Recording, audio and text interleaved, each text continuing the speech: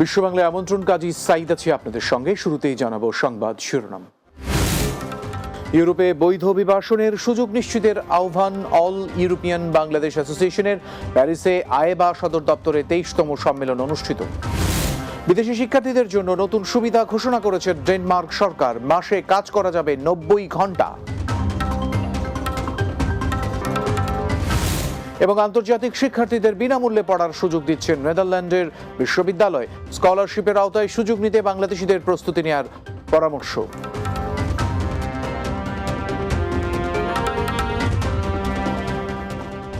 এতক্ষণ শিরোনাম শুনছিলেন, এবারে বিস্তারিত খবর। ইউরোপে বৈধ অভিবাসনের পথ প্রশস্ত করার লক্ষ্যে ইউরোপীয় প্রশাসনের সাথে চলমান সম্পর্ক আরও জোরদারের আহ্বান জানিয়েছে all European Bangladesh association AEBA. France প্রতিনিধি রাসেল আহমেদ জানিয়েছেন, রাজধানী প্যারিসের আয়েবা সদর দপ্তরে সংগঠনটির কার্যনির্বাহী পরিষদের 23তম সভায় এই দাবি জানান বক্তারা। এতে ইউরোপে বিভিন্ন দেশের সাম্প্রতিক প্রেক্ষাপট আমলে নিয়ে শ্রমবাজার ধরতে বাংলাদেশ সরকার সহ সংশ্লিষ্ট সংস্থাকে এই আহ্বান জানানো হয়। আয়েবা মহাসচিব কাজী এনায়েতুল্লাহর সভাপতিত্বে সভা পরিচালনা করেন সহসভাপতি আহমেদ ফেরোজ। অনুষ্ঠানে মূল বক্তব্য উপস্থাপন করেন সহসভাপতি ফখরুল আকম সেলিম। এতে আরও বক্তব্য রাখেন মাহারুল ইসলাম মিন্টু, শরীফ আল মুমিন, টি এম রেজা, এমদাদুল হক স্বপন, তাপস বড়ুয়া রিপন, আজহার কবির বাবু, নুরুল আমিন এবং পোল্যান্ড থেকে আগত শরীফ আহমেদ সহ অনেকে। এ সময় 21শে ফেব্রুয়ারি আন্তর্জাতিক মাতৃভাষা দিবস হিসেবে স্বীকৃতি লাভের ক্ষেত্রে গুরুত্বপূর্ণ ভূমিকা পালনকারী ব্যক্তি ও সাবেক রাষ্ট্রদূত ডক্টর তোজাম্মেল টনি হকের মৃত্যুতে শোক জানানো হয়। এই ইউরোপিয়ান শ্রম বাজার এখন একটা অত্যন্ত ইন্টারেস্টিং ব্যাপার হবে আমাদের দেশের যারা শ্রমজীবী মানুষ তাদের, কিন্তু তারা অবশ্যই দক্ষ শ্রমিক নেবে, দক্ষ মানুষ নেবে যারা এখানে এসে কাজ করতে পারবে। এই ক্ষেত্রে বাংলাদেশ সরকার, বাংলাদেশে যারা অথরিটি আছেন, এই দক্ষ শ্রমিক তৈরির ব্যাপারে, তাদের এইসব দেশগুলোতে এক্সপোর্ট করার ব্যাপারে, এইসব দেশে এসে তাদের ইন্টিগ্রেট করার ব্যাপারে আইএফএ একটা শক্তিশালী ভূমিকা পালন করতে পারে। বিদেশি শিক্ষার্থীদের অনুমোদিত কাজের সময় মাসে 90 ঘন্টা করেছে ডেনমার্ক। এছাড়া এ বছরের জুন, জুলাই এবং আগস্ট মাসে পূর্ণকালীন বা ফুল টাইম কাজ করতে পারবেন তারা। এদিকে নতুন এই পরিবর্তনের অংশ হিসেবে সম্প্রতি দেশটিতে বসবাসরত বৈধ অভিবাসীদের পরিবারের সদস্যদের আনার পর তাদের রেসিডেন্স পারমিটের মেয়াদ আবেদনকারীর মেয়াদের মতো একই করা হয়েছে। মাহমুদ রুবেলের প্রতিবেদনে বিস্তারিত। ইউরোপের কট্টর অভিবাসন নীতির দেশ হিসেবে পরিচিত ডেনমার্ক সম্প্রতি বিশ্বের বিভিন্ন দেশ থেকে আন্তর্জাতিক শিক্ষার্থীদের জন্য খণ্ডকালীন কাজের সময় মাসে 90 ঘন্টা করেছে স্ক্যান্ডিনেভিয়ান অঞ্চলের এই দেশটি। ডেনিশ ইমিগ্রেশন সার্ভিসের ঘোষণা অনুযায়ী ডেনমার্কে আসা আন্তর্জাতিক শিক্ষার্থীরা চলতি মাসের 1 জুলাই থেকে প্রতি মাসে বৈধভাবে 90 ঘন্টা কাজ করতে পারবে। এছাড়া তারা এবছরের জুন, জুলাই এবং আগস্ট মাসে পূর্ণকালীন বা ফুল টাইম কাজ করতে পারবেন।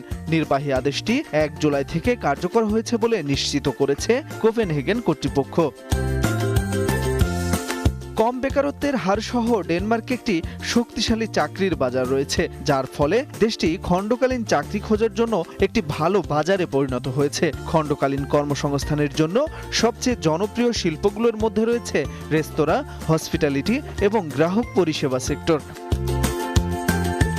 ডেনমার্কে ন্যূনতম মজুরি ইউরোপের অন্যান্য দেশগুলোর চেয়ে তুলনামূলকভাবে বেশি। বর্তমানে দেশটিতে প্রতি ঘন্টায় প্রায় 110 ডিকেকে আয় করা যায়। নতুন ঘোষণার ফলে ছাত্রছাত্রীরা সপ্তাহে আরও বেশি সময় কাজ করতে পারবেন বলে ধারণা করছেন সংশ্লিষ্টরা। এদিকে নতুন পরিবর্তনের অংশ হিসেবে সম্প্রতি ডেনমার্ক দেশটিতে বসবাসরত বৈধ অভিবাসীদের পরিবারের সদস্যদের আনার পর তাদের রেসিডেন্স পারমিটের মেয়াদ আবেদনকারীর মেয়াদের মতোই একই করা হয়েছে।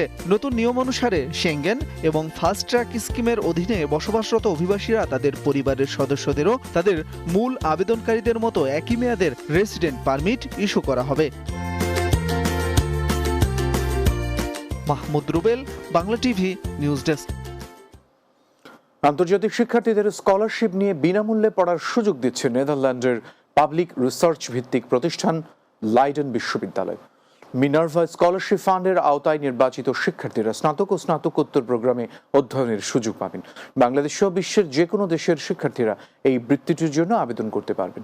আবেদনের শেষ সময় চলতি বছরের 15 নভেম্বর। বিস্তারিত জানাচ্ছেন সর্দার রাজীব। বিদেশে উচ্চশিক্ষা অর্জনের স্বপ্ন দেখেন বাংলাদেশ সহ তৃতীয় বিশ্বের অধিকাংশ শিক্ষার্থী, আর তাদের পছন্দের অন্যতম প্রধান শিক্ষা প্রতিষ্ঠান ইউরোপ সহ পশ্চিমা বিশ্বের বিশ্ববিদ্যালয়গুলো। বিশেষ করে বিনামূল্যে অধ্যয়ন সহ নানান সুবিধার কারণে আগ্রহের কেন্দ্রে থাকে এসব শিক্ষা প্রতিষ্ঠান।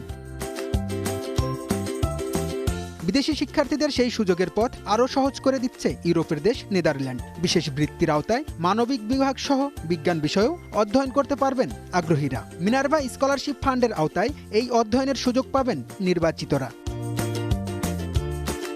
মিনার্ভা স্কলারশিপ ফান্ড ফাউন্ডেশন একটি দাতব্য সংস্থা যা ডাচ সরকার পরিচালনা ও অর্থায়ন করে। এই স্কলারশিপটি গবেষণা এবং গবেষণা প্রকল্পের জন্য দেয়া হয়। বৃত্তির জন্য আবেদন জমা দেওয়ার পর কর্তৃপক্ষ আবেদনকে মূল্যায়ন করে। এই বৃত্তির আওতায় থাকছে সম্পূর্ণ টিউশন ফি মওকুফ, মাসে 900 থেকে 2000 ইউরো পর্যন্ত শিক্ষা ভাতা, গবেষণা খরচ, যাতায়াত খরচ ও আবাসন খরচের সুবিধা। এর জন্য প্রথমে লিডেন বিশ্ববিদ্যালয়ে স্নাতক ও স্নাতকোত্তর প্রোগ্রামের জন্য ভর্তি হতে হবে। তবে এলএসভি মিনার্ভার সদস্যরা আবেদন করতে পারবেন না। অধ্যয়নরত সংশ্লিষ্ট বিষয়ে ইন্টার্নশিপ ও গবেষণা করতে হবে। অধ্যয়ন শেষে শিক্ষার্থীকে অবশ্যই 3 মাসের মধ্যে প্রকল্প প্রতিবেদন জমা দিতে হবে। এ বৃত্তির আওতায় প্রত্নতত্ত্ব, মানবিক, medicine, governance and global affairs, আইন, সামাজিক ও আচরণমূলক বিজ্ঞান বিষয়ে আবেদন করা যাবে। সংশ্লিষ্ট কর্তৃপক্ষের ওয়েবসাইট থেকে অনলাইনে আবেদন করতে পারবেন আগ্রহীরা। Sardar Rajib, Bangla TV, news desk. বিশ্ব বাংলায় বিরতি নিচ্ছে, এরপর আরো যা থাকবে। বিসিসিআই বিনিয়োগ কমিটির চেয়ারম্যানকে সংবর্ধনা দিয়েছে কাতার প্রবাসী বাংলাদেশিরা। উপস্থিত ছিলেন কমিউনিটি নেতারা।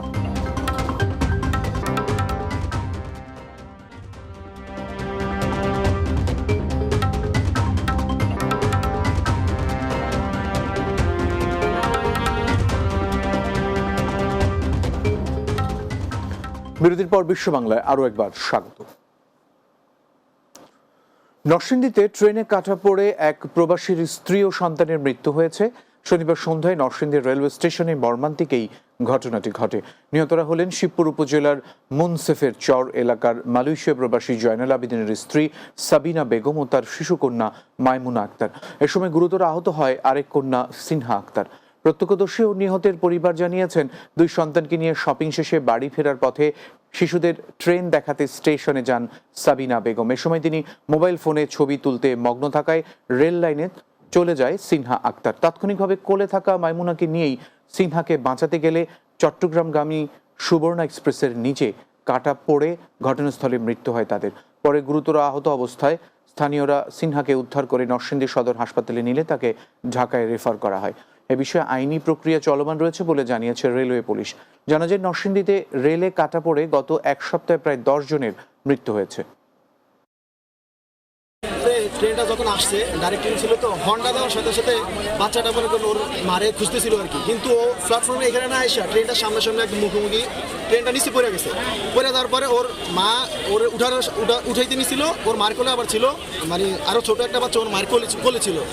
ওই কোলের বাচ্চা সহকারে উনি ওই যেটা বাচ্চা নিচে বসছে ট্রেনে নিচে ওরে উঠাইতে গিয়ে উনিও ট্রেনটার নিচে পড়ে গেছে। তার মা গেছেন ষড়যন্ত্র এই তো পরে ষড়যন্ত্র আনে গাড়ি হয়ে আছে, বাচ্চা কান্দে নিতে আসছে না, বাচ্চাও মহিলা মূল্য। Federation of Bangladesh chamber of commerce and ইন্ডাস্ট্রিজের বিদেশি বিনিয়োগ বিষয়ক স্থায়ী কমিটির চেয়ারম্যান ওয়াহিদ রায়হান ইফতেখার মাহমুদ রাসেলকে সংবর্ধনা দিয়েছে কাতার প্রবাসী বাংলাদেশিরা। কাতার প্রতিনিধি আকবর হোসেন বাচ্চু জানিয়েছেন, রাঙ্গুনিয়া প্রবাসী কল্যাণ সমিতি কাতারের উদ্যোগে দোহার ফিরোজ আব্দুল আজিজ ঘরোয়া রেস্টুরেন্টে এই সংবর্ধনা দেওয়া হয়। সংগঠনের সভাপতি আব্দুল সালামের সভাপতিত্বে অনুষ্ঠান যৌথ পরিচালনা করেন মোতালিব চৌধুরী, মুনির ইসলাম, মুফিজ রহমান। এতে প্রধান অতিথি ছিলেন কাতারে নিযুক্ত বাংলাদেশের রাষ্ট্রদূত মোহাম্মদ নজরুল ইসলাম। বিশেষ অতিথি ছিলেন বাংলাদেশ দূতাবাসের শ্রম কাউন্সিলর তন্ময় ও বীর মুক্তিযোদ্ধা ওমর ফারুক চৌধুরী। অনুষ্ঠানে বক্তব্য রাখেন সংগঠনের সাধারণ সম্পাদক মোহাম্মদ মমিনুল হক চৌধুরী, উপদেষ্টা শফিকুল ইসলাম তালুকদার বাবু, কাজী ফারুক পিয়ার, আলম শাহ তালুকদার, অসীম কুমার শীল, মোহাম্মদ বৌদি আলম, নাসির উদ্দিন তালুকদার ও নজরুল ইসলাম সহ অনেকে। এ সময় সংবর্ধিত অতিথিকে ক্রেস্ট তুলে দেন সজল মালাকার, আরাফাত শিকদার ও হাবিবুর রহমান। সংযুক্ত আরব আমিরাতে দেশীয় শাকসবজি, মাছ, মাংস ও খাদ্যপণ্যের বিপুল সমাহার নিয়ে চালু হয়েছে বাংলাদেশি প্রতিষ্ঠান দরবার বাকালার। আবুধাবি প্রতিনিধি এম আব্দুল মান্নান জানিয়েছেন, আবুধাবির ইলেকট্রো স্ট্রিটের আল মোল্লা বিল্ডিং এর পাশে এই দোকানটি চালু করা হয়। প্রতিষ্ঠানটি উদ্বোধন করেন দেশটিতে সফররত চট্টগ্রাম 2 আসনের সংসদ সদস্য খাদিজাতুল আনোয়ার সনি। এতে উপস্থিত ছিলেন প্রতিষ্ঠানটির 2 কর্ণধার মোহাম্মদ শফি ও আমানুল্লাহ চৌধুরী। অনুষ্ঠানে অতিথি ছিলেন ব্যবসায়ী আলহাজ ওসমান গনি আলমগীর, মোহাম্মদ মঈনুদ্দিন, সৈয়দ মোহাম্মদ লুৎফর রহমান, জুবাইদুল করিম, মাওলানা মোহাম্মদ আলমগীর হুসাইন আল কাদেরি, মাওলানা মোহাম্মদ ইয়াকুব আল কাদেরি, মাওলানা মোহাম্মদ নজরুল ও মোহাম্মদ নবী সহ আর অনেকে। এ সময় প্রতিষ্ঠানটির সফলতা কামনার পাশাপাশি আমিরাতে বন্ধ থাকা বাংলাদেশি শ্রমিক ভিসা চালুর আহ্বান জানান অতিথিরা।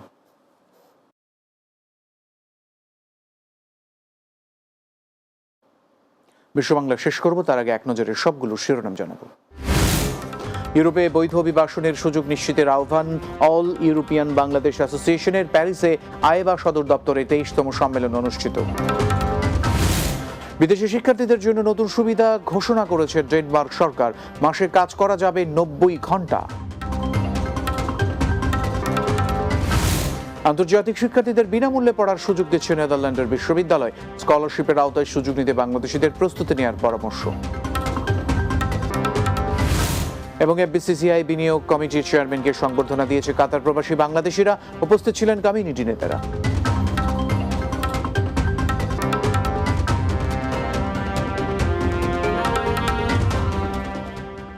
এই ছিল বিশ্ব বাংলায়। এতক্ষণ সঙ্গে থাকার জন্য ধন্যবাদ সবাইকে।